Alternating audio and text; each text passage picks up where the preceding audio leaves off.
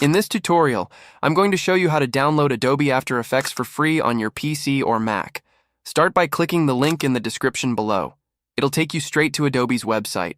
Once you're there, the first step is to select your country. After that, go ahead and click on Start Free Trial. You'll now see three options: individual, business, and students and teachers. If you're using After Effects on one device, choose the individual plan.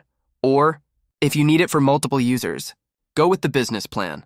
I'll select the individual option. This gives you a 14-day free trial of After Effects, plus a 30-day trial of Adobe stock. Click on Continue to proceed. Now, type in your email address and hit Continue again. Next, fill in your personal details, including your credit or debit card info.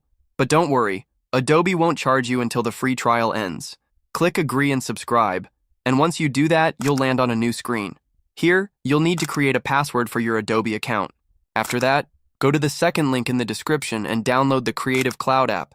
Install it, then log in using the same email you used earlier.